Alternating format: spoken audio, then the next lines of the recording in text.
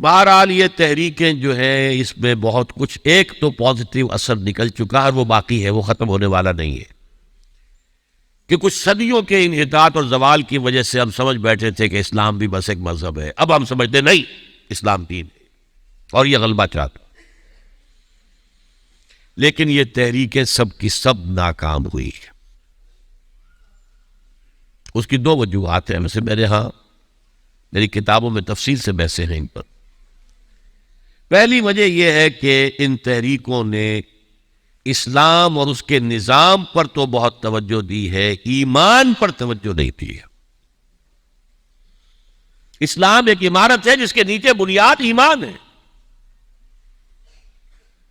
جب تک ایمان قوی نہیں ہوگا، لیونگ تھرابنگ ایمان، برننگ ایمان، ایمان وتھ کنوکشن، اس وقت تک یہ مہم سر نہیں ہو سکتی۔ اور نمبر دو، میتھڈالوجیز انہوں نے جو ہم اصل تحریکیں تھیں ان سے بورو کر لی، کمیونسٹوں سے لے لی، سوشلسٹوں سے لے لی، فاشسٹوں سے لے لی اور گوریلوں سے لے لی۔ یہ ساری جو ہے بوروڈ میتھڈالوجیز ہیں، حالانکہ اس میتھڈالوجی لینی چاہیے تھی سیرت محمد سے صلی اللہ علیہ وسلم۔ ان دو غلطیوں کی وجہ سے یہ ساری تحریکیں ناکام ہو گئی۔ اور اب ہونے والا کیا ہے؟ اب جو ہونے والا ہے، نمبر ایک، فوری طور پر تیسری عالمگیر جنگ جو سر پر کھڑی ہوئی ہے، آرمگیڈون جسے وہ کہتے ہیں بائبل کی اصطلاح میں، اور الملحمۃ الکبریٰ یا الملحمۃ العظمیٰ یہ حدیث کے اندر کہا گیا ہے۔ متفق گردید رائے بو علی بارائے من،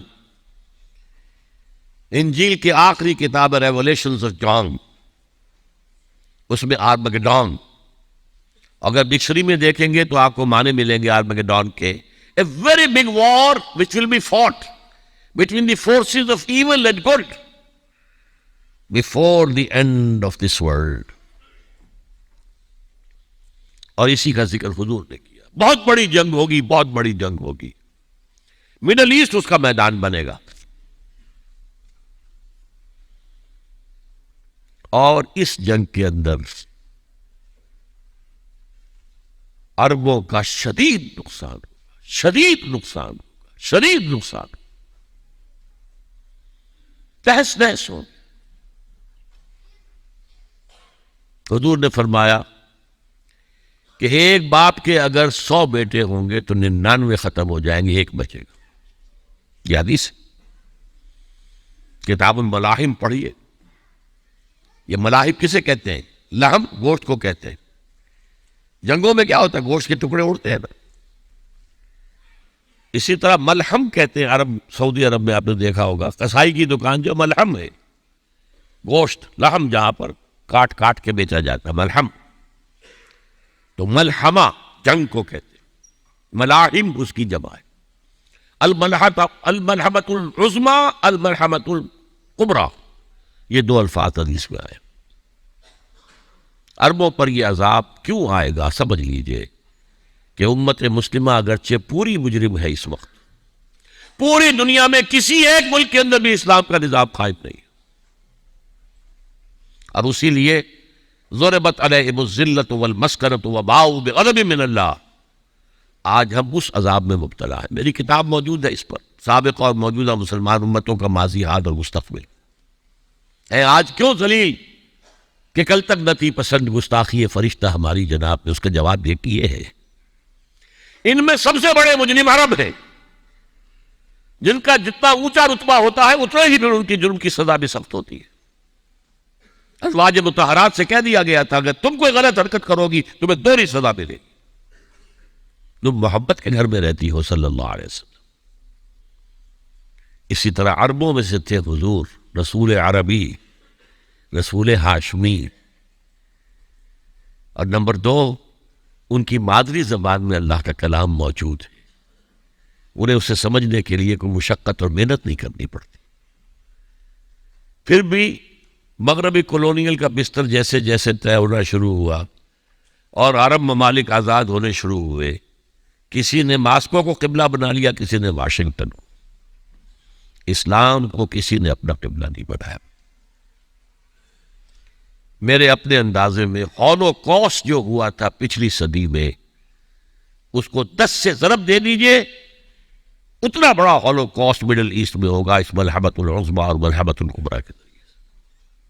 بہت برے دن آ رہے ہیں، بہت برے دن آ رہے ہیں، بہت برے دن آ رہے ہیں۔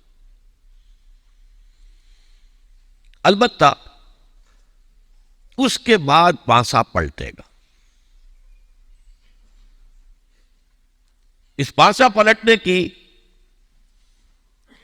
کیا وجہ ہوگی وہ بھی میں آپ کو بتا دوں۔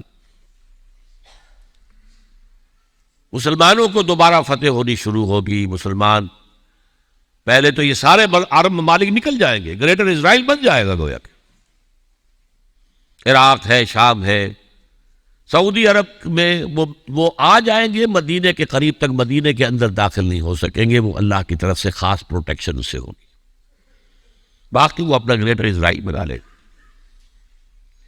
پھر جو ہے there will be a reversal،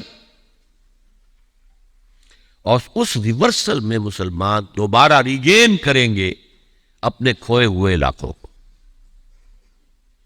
اس میں 3 واقعات کو ذہن میں رکھیے۔ پہلی بات وہ جو میں کہہ چکا ہوں کہ کسی نہ کسی ملک میں، کسی عجمی ملک میں، عربوں پر تو عذاب آ جائے گا، آخری عذاب آئے گا،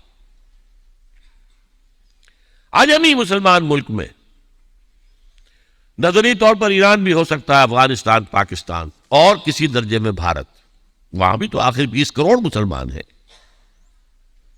لوگ 18 کہہ دیتے ہیں اور وہ 12 بھی کہہ دیتے ہیں کہ 20 یا 25 کروڑ مسلمان بس رہا ہے ہندوستان کے اندر۔ بہرحال یہ جو دوبارہ پھر مسلمان جو ہیں ابھریں گے، اس میں پہلا سبب کیا ہوگا کہ کسی علاقے میں، عجمی مسلمان علاقے میں، خلافت علی منہاج النبوہ قائم ہو جائے گی۔ میرے نزدیک پاکستان اور افغانستان،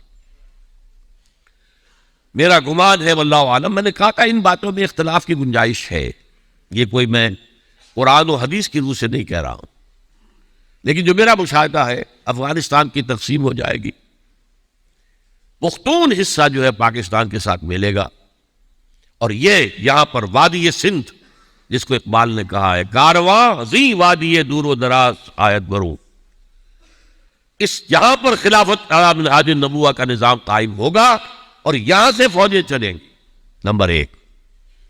نمبر 2، عرب کے ریگزار میں 15ویں صدی کے مجدد کا ظہور ہو جائے گا۔ مہدی کو ہم مانتے ہیں مجدد، شیعہ مانتے ہیں 12ویں امام جو چھپے ہوئے،